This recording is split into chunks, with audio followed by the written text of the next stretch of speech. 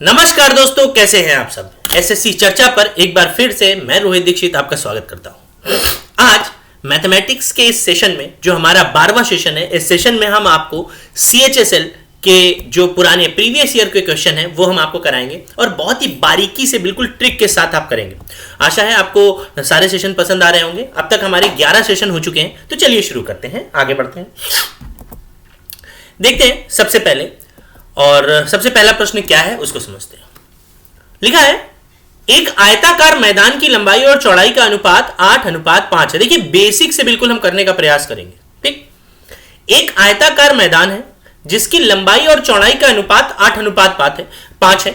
यदि लंबाई से चौड़ाई 60 मीटर कम हो तो आयताकार मैदान का परिमाप क्या होगा। ठीक, the ratio of length and width of a rectangular ground is 8:5 respectively. If the width is 60 meter less than the length, what will be the perimeter of the rectangular ground? ठीक है, बहुत अच्छा। देखिए, ऐसा सबसे पहले तो मैं आपको बता दूं आयत क्या होता है। आयत एक ऐसी आकृति जिसकी आमने सामने की दोनों भुजाएं बराबर होंगी, ये और ये। ठीक, और होता क्या है, होता यह है कि परिमाप की अगर बात करें, परिमाप मतलब होता है किसी भी आकृति की सभी भुजाओं का योगफल, सभी भुजाओं का योगफल, सभी भुजाओं का योगफल। अब आयत में तो 4 भुजाएं होती हैं, तो चारों भुजाओं का योगफल, यानी 4 भुजाओं का योगफल, 4 भुजाओं का योगफल, ये हो गया। ठीक, परिमाप का फॉर्मूला भी होता है, फॉर्मूला होता है 2l + b, ये भी होता है। l means length, b means breadth. ठीक, कह रहा है आयत की लंबाई और चौड़ाई का अनुपात। देखिए, लेंथ और ब्रेथ का जो रेशियो दिया है वो दिया है 8:5, ये दिया है।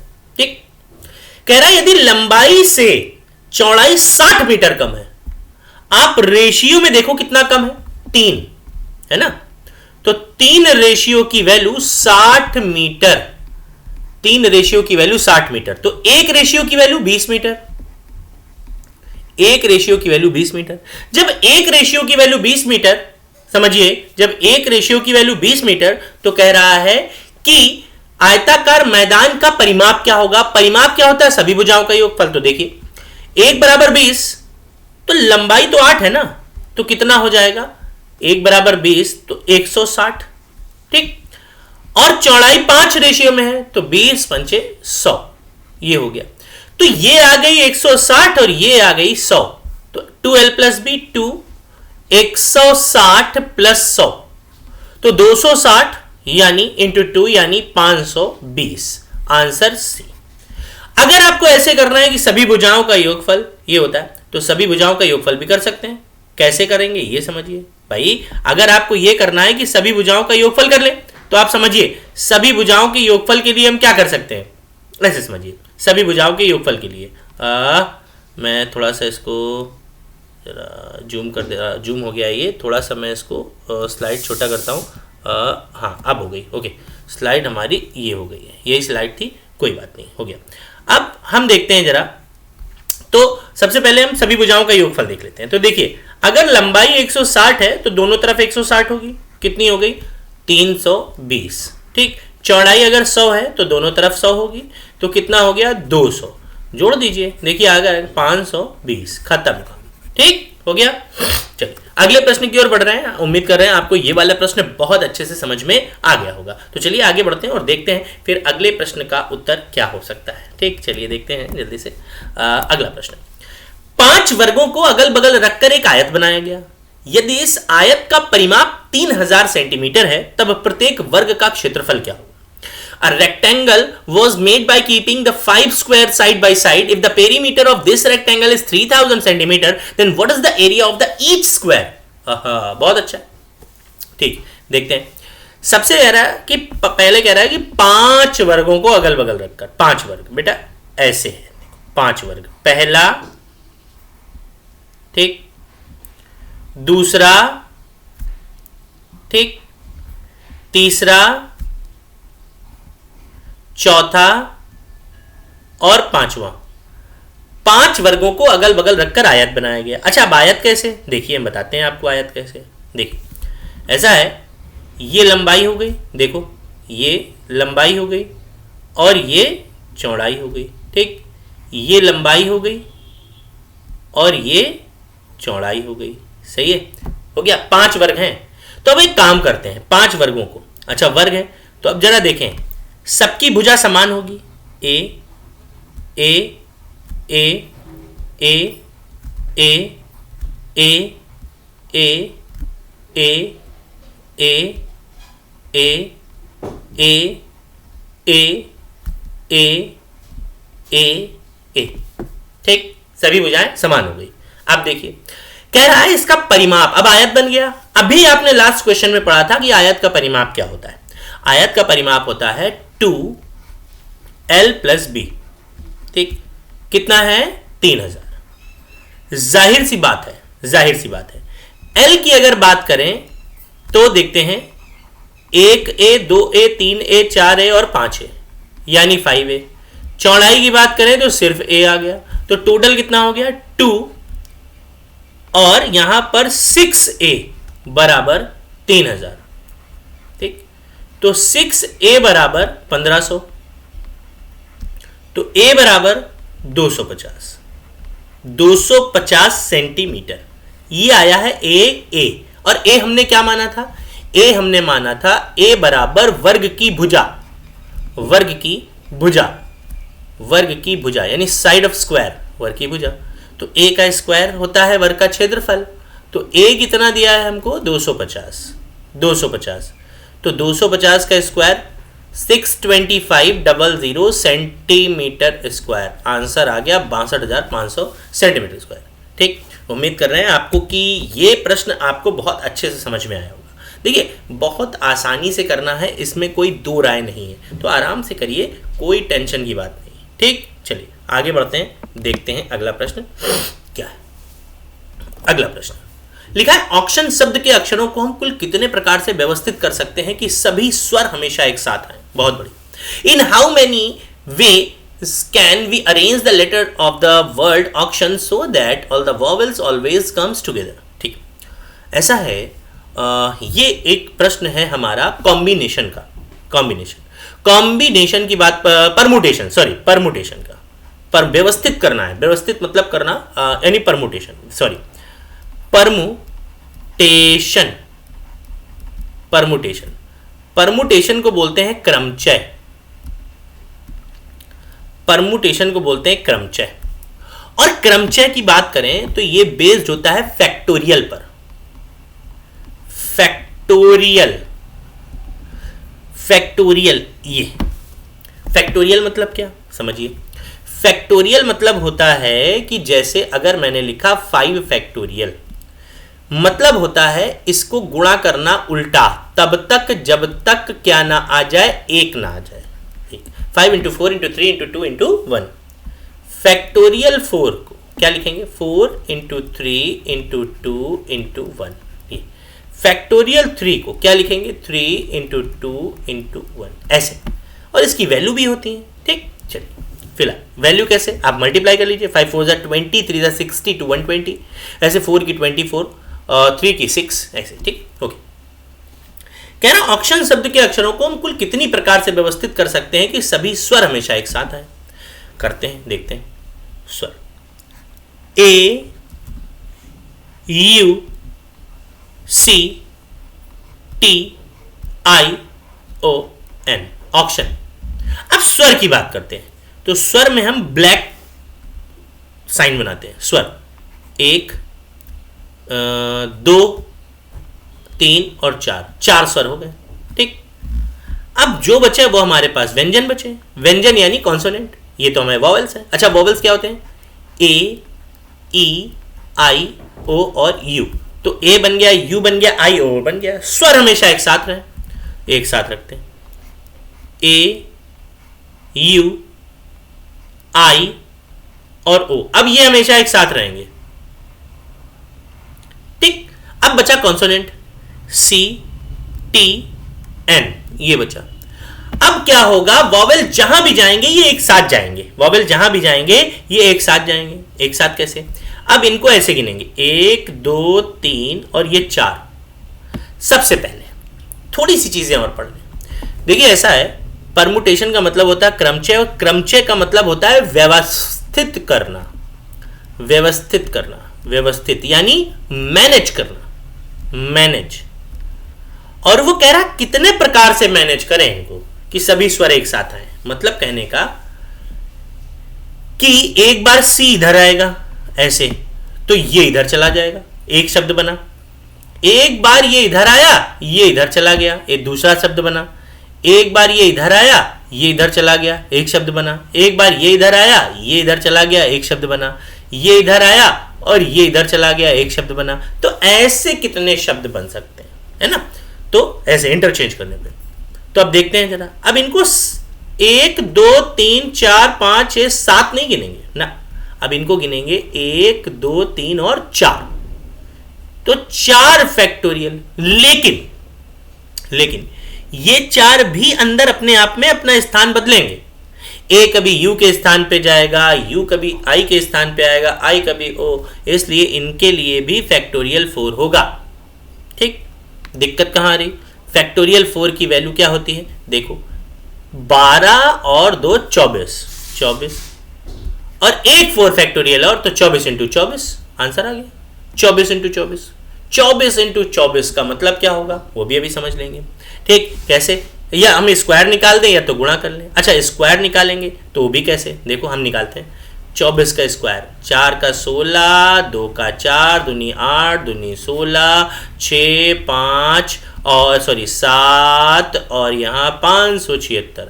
अब आप ये सोच रहे होंगे ये 4 सेकंड में हमने स्क्वायर निकाला कैसे, है ना? आंसर तो 576 आ गया। ठीक, कैसे? देखिए कोई भी स्क्वायर निकालना हो, कुछ भी, हम 5 सेकंड लगेगा। जैसे 98, 8 का स्क्वायर होता है 64, 9 का होता है 81, 72 का डबल होता है 144। कितना होता है? 144। ये देखिए आ गया, जोड़ दिया कैसे? 4 6 4 10 0, 1 लगा 6 और यहाँ 7604 आंसर आ गया। ठीक, सॉरी 9604 आंसर आ गया। 76 कह रहे 9604। कैसे? वो अभी आपको सिखा देते हैं, अभी सिखाते हैं आपको कैसे करना है। हाँ, आप 5 सेकंड में सीख लोगे, 5 सेकंड में आप सीख लोगे। अभी आपको सिखाते हैं। ठीक, किसी भी अंक का स्क्वायर, जैसे देखिए मन में सोच लीजिए कुछ भी, ऐसे करते हैं 67 के निकालते हैं। 67 कैसे? 7 का स्क्वायर यहाँ करेंगे 49 होगा, 6 का स्क्वायर होगा 36, 6 7 42 का डबल 84।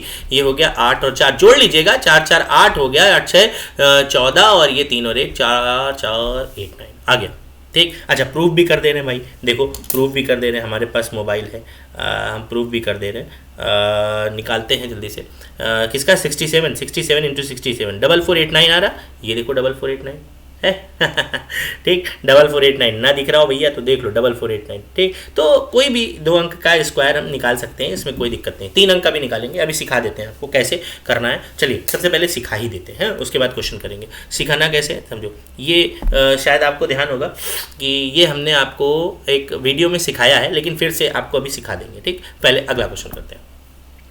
लिखा है गणतंत्र दिवस पर 450 बच्चों में एक समान मिठाई बांटी जानी थी, एक समान मिठाई। ठीक, पर उस दिन 150 बच्चे अनुपस्थित रहे। इस तरह प्रत्येक बच्चे को 3 अतिरिक्त मिठाई मिली। बहुत बढ़िया, इस तरह प्रत्येक बच्चे को 3 ज्यादा मिठाई मिली। तो कह रहा प्रत्येक बच्चे को कितनी मिठाई मिली है? बहुत बढ़िया। कह रहा है कि गणतंत्र दिवस पर कुल बच्चे थे 450। देखिए ऐसा है, हमको समझिए, ऐसा है कि ऐसे प्रश्न होते हैं जो 2 तरह के, ठीक, 2 तरह से करते हैं। कैसे? इनकी 2 स्थितियां होती हैं, एक होती है वास्तविक और एक आभासी। ठीक, कैसी होती है? एक होती है आभासी, इमेजिनरी कंडीशन, आभासी, और एक होती है वास्तविक। क्या होती है? वास्तविक। और ये दोनों स्थितियां बराबर होती हैं। आप पूछेंगे आप बराबर कैसे? मैं बताता हूं बराबर कैसे। बराबर ऐसे कि आप देखिए, सबसे पहले अगर हमें बराबर करना है, बहुत ध्यान समझिए, बराबर कैसे? अगर हमें बराबर करना है तो आप ये बताइए, दोनों तरफ भाई मिठाई हमारे पास समान है, हमको बांटना है। उसने कहा 450 बच्चों में समान मिठाई बांटी जानी थी। बस उस दिन जिस दिन मिठाई बंटनी थी 150 बच्चे तो आए नहीं। कह रहा है इस तरह प्रत्येक बच्चे को 3 मिठाई ज्यादा मिली। भाई मिठाई बंटनी थी पूरी ही, तो बच्चे नहीं आए तो मिठाई खराब हो जाती, तो सबको एक्स्ट्रा मिठाई दे दी गई। ठीक, आप समझिए हमारे पास 2 चीजें हैं। क्या क्या है समझिए, हमारे पास बच्चे हैं और साथ में मिठाई है ना, बच्चे और मिठाई। जाहिर सी बात है बच्चों की संख्या दे रखी है, मिठाई की संख्या को x मानना पड़ेगा। ठीक, देखते हैं। सबसे पहले तो सोचा क्या था हमने, आभासी मतलब क्या, आभास करना, सोचा, इमेजिन करना। क्या इमेजिन किया हमने, देखते हैं जरा इमेजिन क्या किया। इमेजिन करने के लिए इंक चेंज करते हैं। ऐसा था 450 बच्चे थे और हर बच्चे को, अगर एक बच्चे को x मिठाई देंगे तो 450x हो जाएंगे। दूसरी तरफ जिस दिन वास्तविक स्थिति आई 150 बच्चे आए नहीं, तो 450 में से जब 150 बच्चे अनुपस्थित रहे तो कितने आए होंगे, 300। जाहिर सी बात है 300। पहले सबको x मिठाई मिल रही थी, लेकिन अब 3 अतिरिक्त मिठाई मिली है। ये देखिए अतिरिक्त, तो मिठाई तो दोनों तरफ बराबर हो गई। तो 450x बराबर 300x प्लस 900, सही है। 900 कितना बचेगा, 150। x बराबर 900, एक जीरो से एक जीरो गया। x बराबर कितना हो गया, x बराबर 6, यानी एक बच्चे को 6 मिठाई मिली। आंसर आ गया, आंसर आ गया, हो गया। देखिए बस इसी तरह से करना है। अगर आपसे अब पूछे कि कुल मिठाइयों की संख्या, कुल कितनी मिठाई बांटी गई, कुल मिठाई, टोटल नंबर ऑफ स्वीट्स, तो कुछ नहीं करना है, किसी एक में पुट कर दीजिए। पहली स्थिति में करेंगे तो 450 इंटू 6 कर देंगे। देखिए 0 0 24 और 3 2700। ठीक, अच्छा अगर आप दूसरी स्थिति में पुट करेंगे तो 300 का गुणा कर देंगे किसमें, x प्लस 3, यानी 9 और 3 12, 6 3 9, 9 में कितना हो गया 2700। भाई x की वैल्यू 9 है, ये तो 9 सॉरी 6 है, तो 6 पुट कर देंगे, 6 3 9 का गुणा 9 है 2700। आंसर आ गया, समझ गए। तो ये टोटल नंबर ऑफ स्वीट्स और ये एक स्टूडेंट को जितनी मिली। ठीक है, समझ गए। चल आगे बढ़ते हैं। बहुत बढ़िया प्रश्न है। प्रश्न क्या है देखते हैं। राम, श्याम और सीता ने एक व्यापार शुरू किया तथा 5 6 8 के अनुपात में अपनी पूंजी का निवेश किया। यदि उन्होंने 5:3:12 के अनुपात में लाभ प्राप्त किया हो तो ज्ञात करिए कि उन्होंने अपनी पूंजी किस अनुपात में निवेश की। बहुत बढ़िया। ऐसा है, होता ऐसा है कि जैसे हम क्या कर रहे हैं कि एक व्यापार कर रहे हैं। ठीक, जैसे मैंने माना मेरा नाम रोहित, ठीक, मैंने क्या किया कि एक व्यापार में पैसा लगाया है 50 रुपए प्रति माह, और समय लिया हमने 6 महीने। तो 6 महीने में कितना हो जाएगा, 300 रुपया हो गया, 300। ये एक सेपरेट कर लेते हैं इसको। ठीक, अब दूसरी तरफ देखते हैं। अब सोचिए मैंने क्या किया, मैंने आपसे कहा कि 50 रुपए तो लगाया है, लेकिन भैया समय नहीं पता हमको, लेकिन टोटल पैसा हो गया 300। बताओ समय, तो तुम क्या करोगे, इस 300 को डिवाइड कर दोगे प्रति माह वाले पैसे से, तो आ गया 6। देखो वही आ रहा। तो यही तो यहां दिया है, यही तो यहां दिया है। यहां जो दिया है वो देखो। अच्छा आप सोचते होंगे मैं ये बीच बीच में क्या करता हूँ, अरे ये देखता हूँ कि सबसे पहले कि मतलब मैं आपको दिख रहा हूँ कि नहीं, थोड़ा सा मुझे देखना पड़ता है। हाँ चलो फिलहाल यह मैंने अपने ऊपर तो नहीं लिख दिया। ठीक, देखो अब देखिए 3 लोग हैं हमारे पास। कौन कौन है, राम, श्याम और सीता।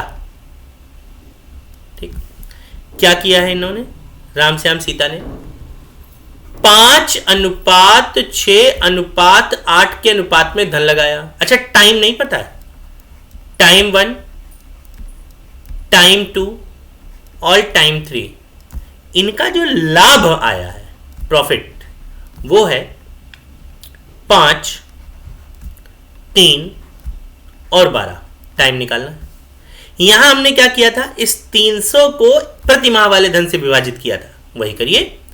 इस 5 को ऊपर वाले 5 से, ठीक, इस 5 को ऊपर वाले 5 से, और उसके बाद इस 3 को ऊपर वाले 6 से, इस 12 को ऊपर वाले 8 से।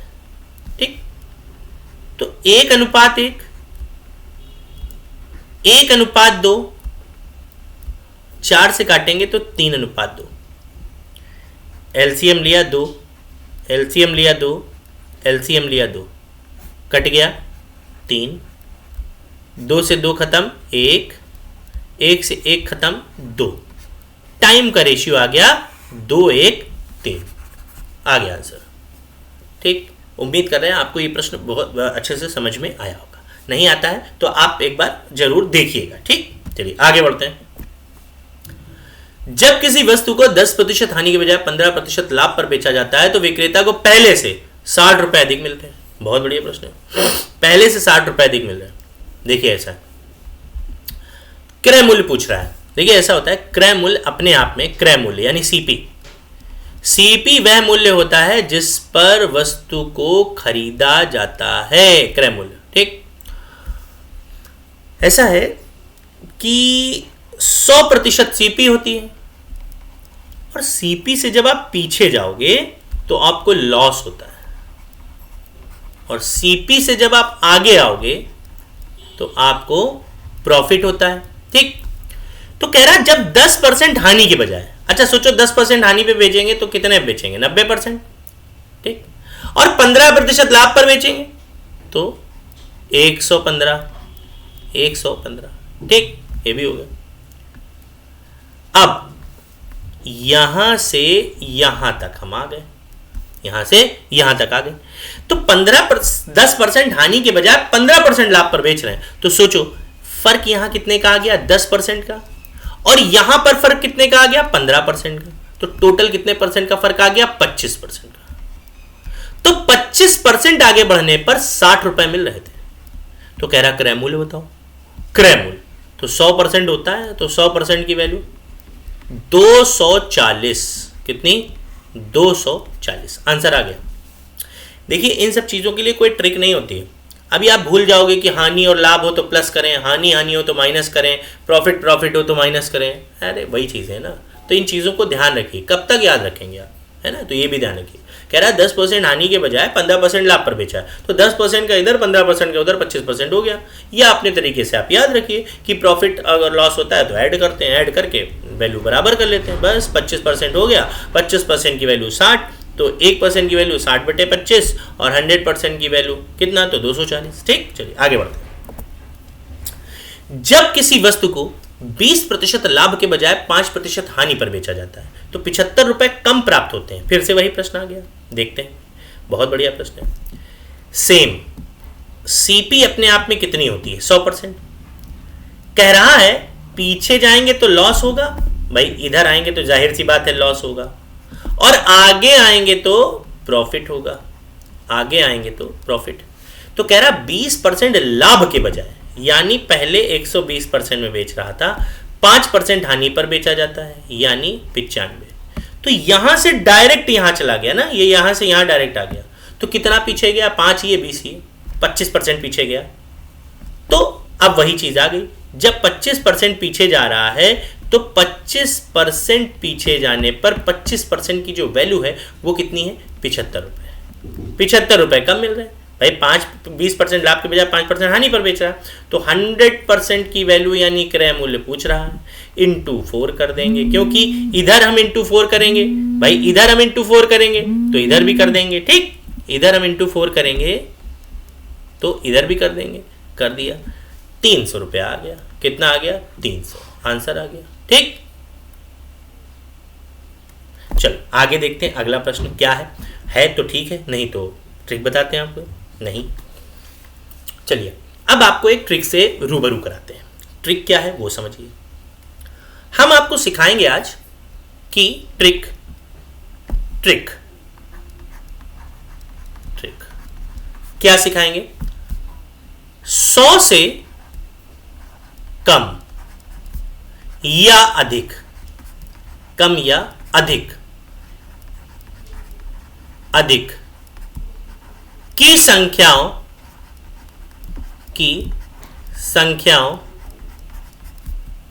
के वर्ग मौखिक